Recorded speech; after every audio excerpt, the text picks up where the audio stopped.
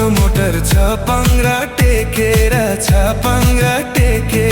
झ्याप्पै रोक्यो मायालाई देखेर बतौलीको बस हरन बजाउँदै घुम्ती मोडेर नजाउला जाउँदै मलाई छोडेर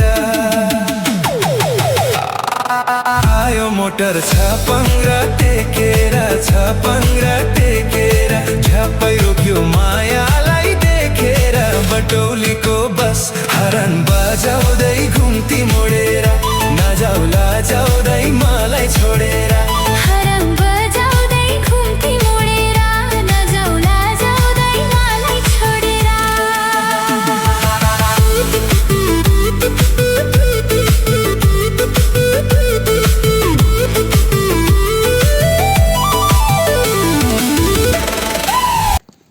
नेपाल विभिन्न जनजाति र भौगोलिक विविधतासहित बहुसांस्कृतिक, बहुभाषिक र बहुजातीय देश हो।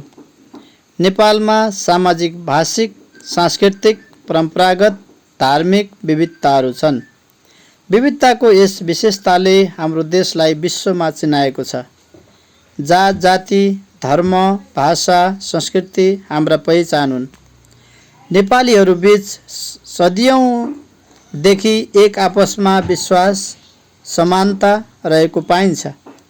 एकले अर्कोलाई हेयको दृष्टिकोणले हेर्ने नकारात्मक सोच कहिल्यै पनि राखेको पाइँदैन।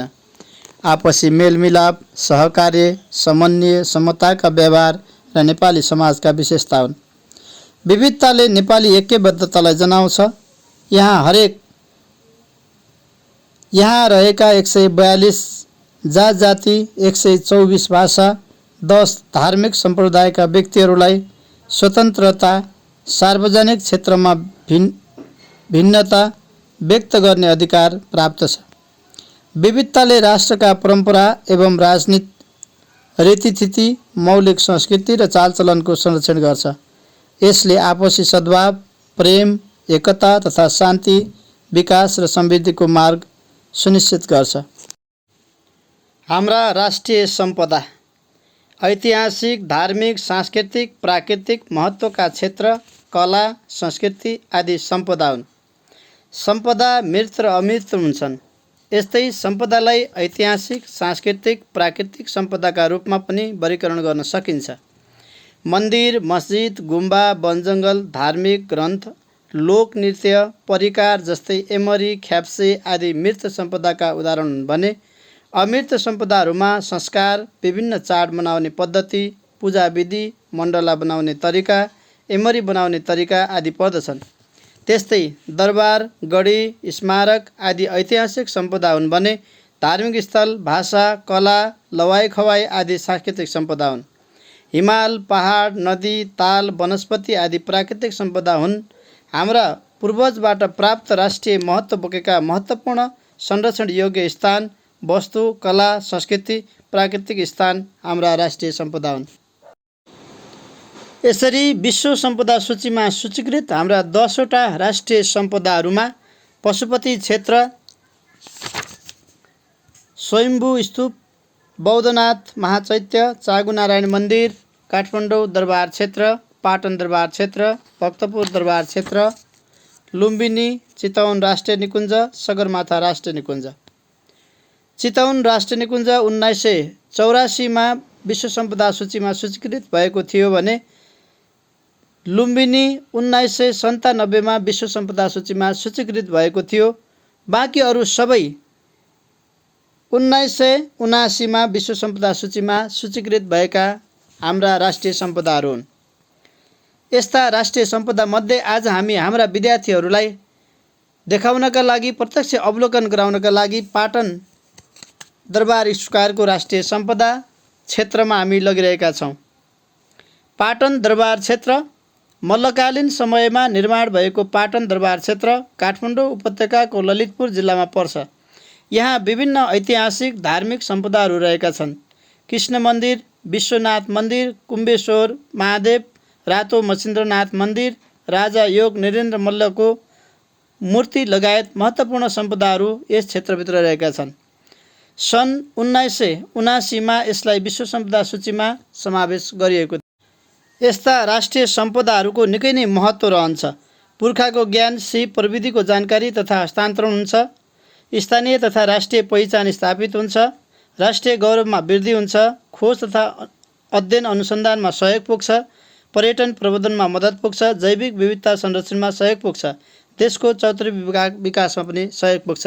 यस्ता सम्पदाहरूलाई बेलैमा संरक्षण गर्नु उपयुक्त रहन्छ र संरक्षणका उपाय पनि यस प्रकार अवलम्बन गर्नुपर्ने देखिन्छ।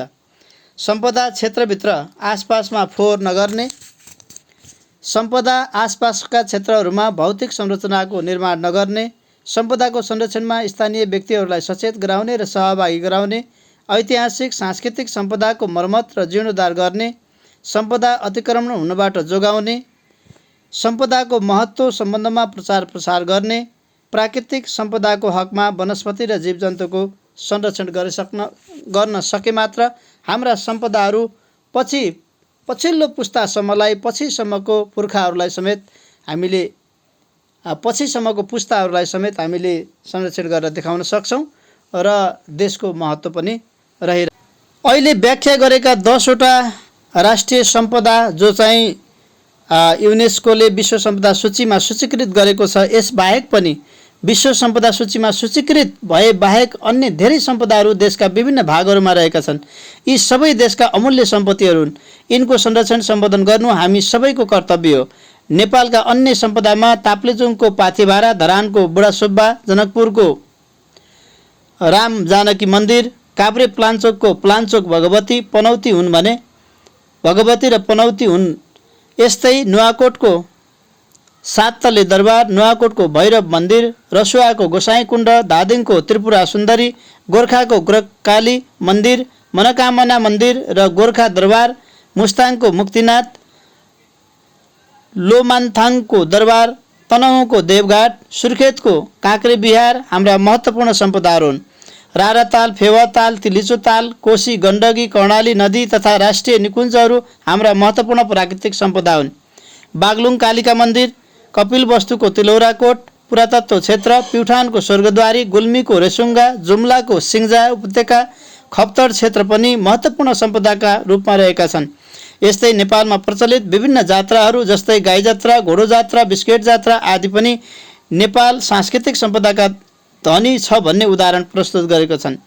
यस्तै धान नाच, कौरा नृत्य, देउडा नृत्य, झिझिया नृत्य, रोदी आदिले पनि सांस्कृतिक सम्पदालाई समुन्नत बनाएका छन्। विभिन्न चाडपर्वमा खाइने परिकार, एमरी, ढिक्री, क्वाटी, सेलरोटी, खिचडी, भुसुवा, ख्याप्से आदि नेपालको सांस्कृतिक सम्पदाका जीवन्त उदाहरण हुन्।